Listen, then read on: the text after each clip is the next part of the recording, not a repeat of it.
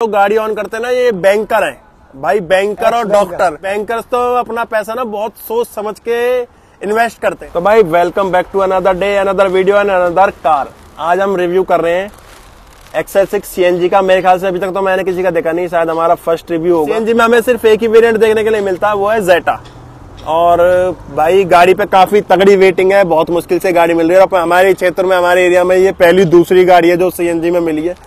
जो ये गाड़ी ऑन करते हैं मैं उनको बुलाऊंगा और उनसे बात करते हैं कि गाड़ी भाई कैसे कैसे मिली। तो भाई बुलाऊंगा मैं जो गाड़ी ऑन करते हैं। तो रावत साहब आ जाइए, किशन भाई। Thank you.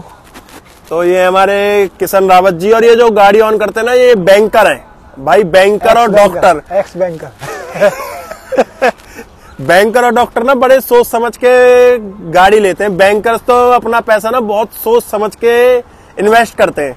तो पूछ गए किशन भाई से कि उन्होंने कैसे कैसे गाड़ी। तो किशन भाई पहले तो कैसे हैं आप?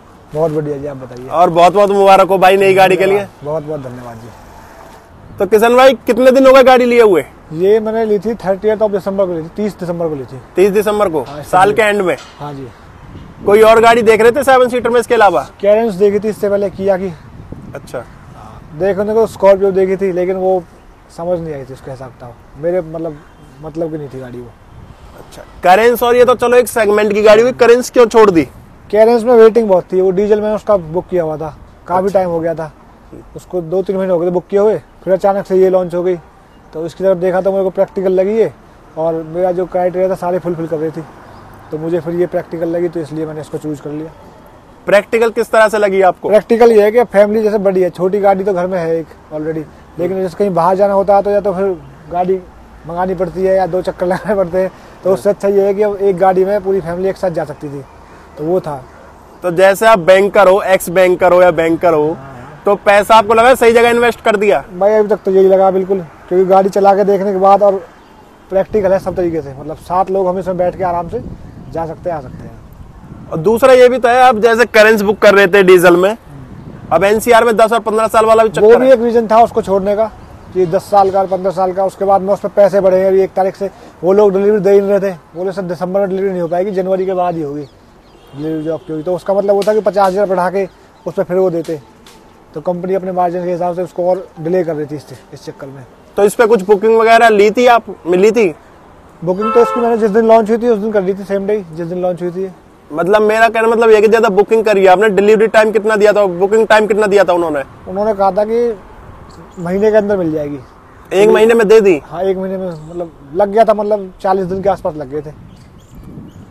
मुझे ऐसा लगता था अभी आसपास, मैंने तो ये गाड़ी देखी नहीं है अपने आसपास एरिया में। भाई अभी डिलीवरी इसकी स्टार्ट, क्योंकि जिस दिन मैंने डिलीवरी ली थी तो मेरे ख्याल से इकलौती गाड़ी थी उस दिन। और बहुत से लोग जो मेरे से कहते हैं हमने बुक की हुई है, हमारी भी आने वाली है, वो आगे देख रहे थे गाड़ी अंदर से कैसी है, चल रही है कैसी। तो बहुत सारे जिन्होंने बुक की हुई है। हाँ, बुक हुई है। हाँ। आप कितनी चला चुके इस गाड़ी को? 1000 किलोमीटर चल गया तक ये। कितनी गैस आती है इसमें? अब तक तो मैक्सिमम 9 किलो के आसपास ही आई है, क्योंकि बिल्कुल तो खाली होता नहीं सिलेंडर, उससे पहले रिफिल करते। 9 किलो मैक्सिमम आई है अब तक। क्या माइलेज दे रही होगी? भाई ऐसे तो इसमें कुछ इंस्ट्रूमेंट क्लस्टर में आता नहीं है उसका, लेकिन मैंने एक रफली आइडिया लगाया तो 20-22 तक दे देती है माइलेज हाईवे पे। हाईवे पे हाँ। सिटी में? सिटी में वही 18 के आसपास तो है ही। 18 के आसपास। तो CNG, अब CNG पेट्रोल में कुछ फर्क नहीं रह रहा ज्यादा? ऐसा नहीं लगता कि पेट्रोल ले लेते तो ठीक था? चक्कर ये है कि पेट्रोल गाड़ी मैंने पीछे ऑन की थी, टियागो आपको दिखाई थी, उसमें माइलेज मेरे को वही मिल रही थी 14-15 की। हाईवे पे 18-19 की, मान लो 19 भी मतलब मुश्किल थी। अब उसमें कि इतने बड़े साइज की गाड़ी उतने पैसे में चल रही है जितने, और बड़ी गाड़ी हो गई, बड़ी गाड़ी होगी टियागो। तो इसी को सोचते हुए फिर मैंने CNG में स्विच किया। फिर पावर का ऐसा कुछ लैग लगा भी नहीं इसमें मेरे को। पहले मैं खुद घबरा रहा था कि मतलब ये 7 सीटर गाड़ी CNG में कैसे चला पाऊंगा, मतलब पावर देगी, मतलब चलेगी नहीं चलेगी। लेकिन चलाने के बाद टेस्ट ड्राइव मैंने इसकी 3 बार ली थी, हालांकि वो CNG में नहीं थी, पेट्रोल में ली थी मैंने। फिर मैंने एक दोस्त के पास थी मेरी वो अर्टिगा CNG, उसको मैंने फुल कैपेसिटी पे चला के देखा था, तो वो चल गई, मतलब सही लगी थी मेरे को। फिर तब जाके मैंने फाइनल किया था इसको। तो लैग है इसमें? कहीं नहीं है ना। CNG से पेट्रोल में चेंज करने पे मतलब बहुत ही माइनर सा, पता भी नहीं चलता। आप खुद चला के देखोगे इसको तो आपको फील हो जाएगा वो चीज। पावर वगैरह लगती है अंडर पावर है या CNG में? सही अंडर पावर का ये है कि देखो ये कोई SUV तो है नहीं जो जूं जा करके हमें निकालनी हो। मेरा पर्पज ये है कि पॉइंट A से पॉइंट B पहुंचना है, ना मैं गाड़ी ज्यादा तेज चलाता हूँ, 80 के आसपास ही, मतलब मैं हाईवे पे भी 80-90 लास्ट रखता हूँ। स्मूथ ड्राइविंग करते हो? हाँ, मतलब उसी के हिसाब से, मतलब अब MP भी है तो उसी हिसाब से चलानी पड़ेगी ना। अब ये थोड़ी ना कि SUV है, तो वैसे भी आप जानते हो बिल्ड क्वालिटी का तो इसलिए ठीक है, जो मेरा पर्पज है वो सिर्फ पॉइंट A से पॉइंट B पहुंचना है। नहीं भाई, ये जैसे आपने बिल्ड क्वालिटी का नाम लिया, हाँ। देखो लोगों को बिल्ड क्वालिटी जिसे मारुति लेनी है वो ध्यान नहीं देगा इस चीज पे ना। देखो देखना पड़ता है इसको पहले, जो इसका तो खैर क्रैश टेस्ट नहीं हुआ, अर्टिगा का हुआ था तो उसको 3 स्टार मिले हुए थे अर्टिगा का। तो ये भी सेम प्लेटफॉर्म पे है, तो 3 तो मेरे ख्याल से ये भी लाएगी। फिर इसमें 4 एयर बैग भी है स्टैंडर्ड, उसमें 2 एयर बैग थे, तो कुछ तो इसमें प्लस ही है उससे। तो भाई जैसा भी बात कर रहे हो आप रेटिंग की, तो आप जैसे कुछ और गाड़ी भी देख रहे थे, और गाड़ी भी कंसीडर कर रहे थे, स्कॉर्पियो एन भी देखी आपने, करेंस भी देखी। स्कॉर्पियो एन करेंस इनकी तो बिल्ड क्वालिटी में बहुत फर्क हो गया, उस टाइम बिल्ड क्वालिटी का नहीं सोचा आपने? एक्चुअली क्या है कि स्कॉर्पियो एन ना वेटिंग बहुत है उसकी, मेरे को चाहिए था Z4 तक, मैं मैक्सिमम अपना बजट जो कर सकता, Z4 तक मेरा बजट था। उन लोगों ने कहा कि कम से कम 6 से 10 महीने का वेट है, उसमें वेटिंग है, तो इतना लंबा टाइम कौन वेट करता, ये था ना। हालांकि वो गाड़ी बहुत अच्छी लगी मुझे, स्कॉर्पियो एन स्पेशली लगी क्लासिक के मुकाबले। तो और करेंस आपने वेटिंग वजह से छोड़ दी? हाँ, करेंस वेटिंग वजह से छोड़ दी। और फिर एक चीज बताओ, जब आप करेंस डीजल में ले रहे थे, ये आपने फिर CNG कहाँ से आई दिमाग में आ गई? CNG हो या डीजल, मतलब तो रनिंग कॉस्ट से फर्क पड़ता है, क्योंकि पेट्रोल में 7 सीटर गाड़ी माइलेज देती नहीं बिल्कुल भी, रनिंग कॉस्ट फिर उसके बहुत ज्यादा हो जाता है, इसलिए मैं डीजल तरफ जा रहा था। लेकिन डीजल में 10 साल का चक्कर था कि 10 साल बाद फिर गाड़ी का वैल्यू खत्म हो जाएगी, स्क्रैप हो जाएगा, तो इस चक्कर में फिर CNG पे वापस। ठीक है। अच्छा, इस सेगमेंट पे एक गाड़ी और है जो जा रही है, जैसे अर्टिका है, तो अर्टिका कंसीडर नहीं करी आपने?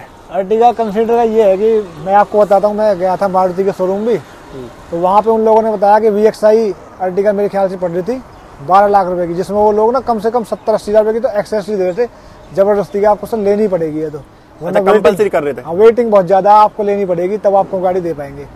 चलो मैंने देखा, उसके बावजूद भी मुझे उस गाड़ी में वो फील नहीं आया। देखो उसमें 15 इंच के टायर हैं, इसमें 16 इंच के टायर है, इसमें टोटल LED है सामने, फॉग लैंप हो या आपका हेडलाइट हो, सारा LED में है। उसमें LED का कोई सेटअप है नहीं कहीं भी। तो इसमें क्रूज कंट्रोल मिलेगा आपको, स्टैंडर्ड है जो कि क्रूज कंट्रोल मिलेगा। अंदर से इसका जो मतलब लगता है थोड़ा प्रीमियम लगता है उसके मुकाबले, वो एक टैक्सी की तरह लगता है, मैं टैक्सी की तरह नहीं बोलूँगा मैं, लेकिन वो एक लगती नहीं है फैमिली कार जैसी। कैप्टन सीट का ऑप्शन है जो कि अच्छा ही है, कम लोग जाएंगे तो कैप्टन सीट पे अपना कंफर्ट पूरा रहेगा, और ज़्यादा होंगे तो फिर अपना वो भी एडजस्ट कर सकते हैं इसके अंदर। तो ये चीज़ें जो उससे थोड़ा डिफरेंट करती हैं इसको। इसकी हाइट भी थोड़ी उससे ज़्यादा है, आप देखोगे साइड बाई साइड खड़ी करके थोड़ा सा फर्क है। हाँ, ग्राउंड क्लियरेंस वगैरह में फर्क है। ग्राउंड क्लियरेंस का तो मुझे नहीं लगता, लेकिन हाइट में थोड़ा सा मुझे फर्क लगता है। अब देखो इसमें 60 फीट एंटीना थोड़ा सही लगता है, उसमें आज भी वो पता नहीं कौन से जमाने से चला आ रहा है, सामने जो डंडे वाला एंटीना खड़ा कर देते हैं। हाँ, वो पुराना, उसमें कुछ इन्होंने ऐसा करा नहीं। अगर ये 1-1.5 लाख ऊपर ले रहे हैं तो उसमें मेरे को लग रहा है कि मतलब उतनी चीज़ों का तो इसमें है, इतनी चीजों का है। तो ये पड़ी कितने की आपको ऑन रोड? ये 14,20,000 के आसपास पड़ी। 14,20,000 रुपए। हाँ जी। और एसेसरीज कितनी है? लगी रही है और लगने वाली है। एसेसरीज कितने की है? फिलहाल तो वहाँ से अभी 10-12 हज़ार रुपए की ली है, और बाकी इसमें लगनी है, अभी थोड़ा बहुत काम है जो कराना है। एसेसरीज के लिए प्रेशर कराया? प्रेशर तो नहीं, लेकिन कहा था सर 10-15 हज़ार तो कम से कम आपको लेनी पड़ेगी, क्योंकि ना फिर हमारा भी सेल का टारगेट होता है, गाड़ी आपको जल्दी दे रहे हैं हम। तो वो भी कंपलसरी से कर दे? कंपलसरी, लेकिन उनका रिक्वेस्ट था तो मैंने सोचा कोई नहीं, जो चीज़ें बाहर लगवानी है यहाँ भी लगवा देते। स्पॉइलर जैसे इसका मेरे को लगा एजेंसी से सही रहेगा, वारंटी में इसकी दिक्कत नहीं आएगी, कभी कोई समस्या आती है तो। फिर पेंट का भी, पेंट अच्छा होता है इनका मारुति सुजुकी के। और डिलीवरी एक्सपीरियंस कैसा रहा? डिलीवरी एक्सपीरियंस ऐसा था कि उस दिन थी 30 तारीख, 30 तारीख थी उस दिन 30। अच्छा। 31 को था शनिवार, तो जितनी डिलीवरी होनी थी ना वो जनवरी 1 के चक्कर में वो सारी 30 को आ गई। तो उस दिन कम से कम ज़्यादा नहीं तो 30 तो उस दिन डिलीवरी होंगी, तो बहुत ज़्यादा भीड़ भाड़ थी। एक्सपीरियंस तो ठीक था, लेकिन डिलेनेस था, मतलब बहुत ज़्यादा कि अब RTO कटने वाला, मतलब उसकी पर्ची कटेगी, 1 घंटा उसके लिए वेट करना पड़ा। फिर बिजी शेड्यूल था, बहुत ज़्यादा था उस दिन, तो ना अब मैं कुछ कह भी नहीं सकता क्योंकि वहाँ बहुत ज़्यादा भीड़ थी, तो उसमें उनकी मैं कमी नहीं बोलूँगा। तो मैनेज करने के लिए तो लोग तो वही है लिमिटेड, ये था। तो भाई कितनी अभी तक लॉन्ग कितनी चलाई आपने ज़्यादा लंबी? मैं इसको मथुरा ले गया हूँ मैक्सिमम, इसको तो मतलब 200 किलोमीटर का एक दिन का रन मान लो। तो एक सिलेंडर पे चल कितनी रही है ये? एक सिलेंडर में मथुरा हो, मतलब लगभग एक सिलेंडर में मथुरा हो आई थी, 210 किलोमीटर 210-20 किलोमीटर चल रही है एक सिलेंडर पे। 200 किलोमीटर मान लो, वो 220 पड़ा था मथुरा का आना जाना, तो 200 किलोमीटर मान लो इसमें एक सिलेंडर पे। तो चलो फिर आप प्रेफर करोगे लोगों को गाड़ी, आगे रिकमेंड करोगे? भाई देखो, मुझे तो गाड़ी ठीक लगी तभी मैंने ली है, और रिकमेंड करने का ये है कि हर किसी की अपनी अपनी जरूरत के हिसाब से होती है। किसी की जरूरत 5 सीटर की है तो उसको 5 सीटर के हिसाब से ठीक है, लेकिन 7 सीटर की आपको जरूरत है और फैमिली के लिए कार चाहिए, फिर आपको ये सही है ऑप्शन। क्योंकि इस सेगमेंट में आपके पास 2-3 ही ऑप्शन है, कैरेंस हो गई, अर्टिगा, और ये 3 ही गाड़ी समझ लो इस सेगमेंट में। तो मुझे ठीक लगी उस हिसाब से, अर्टिगा के मुकाबले ये ठीक लगी लुक के हिसाब में। बाकी फीचर वो सब तो सब सेम ही है। चलो भाई के साथ अभी तो कुछ ऐसे सवाल है नहीं। चलो एक और चीज पूछ लेता हूँ, अभी इसमें फिलहाल कोई जैसे 10-12 दिन से चला रहे हो आप इसे, कुछ पॉजिटिव नेगेटिव आया निकल के? वैसे 10-11 दिन ही हुए हैं। बताएंगे नेगेटिव, मुझे 2-3 चीजें लगी इसके अंदर।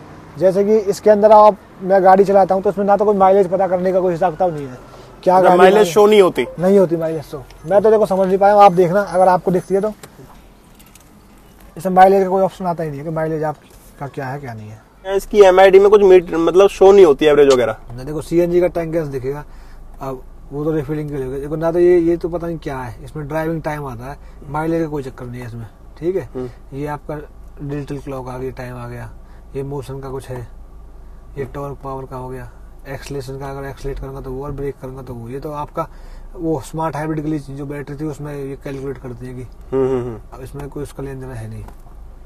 ये आपका सीएनजी टोटल टाइम कितने चली है, पेट्रोल कितने चली है, उसका कोई मोड का चक्कर है, मॉडरेशन वगैरह आ रही है। और उसके अलावा फिर ये इसमें फिर माइलेज कहाँ गया, माइलेज का कोई है नहीं इसमें, तो माइलेज क्या लगाऊंगा इसके हिसाब में। फिर दूसरा इसका जो एप्पल कारप्ले का जो चक्कर है, ये एप्पल आप कनेक्ट कर लो, आप भी मेरे साथ ट्राई कर रहे थे, इसमें एप्पल एंड्रॉइड कुछ कनेक्ट होता ही नहीं है। मैं भी ट्राई कर चुका हूँ, आप भी ट्राई कर चुके हो।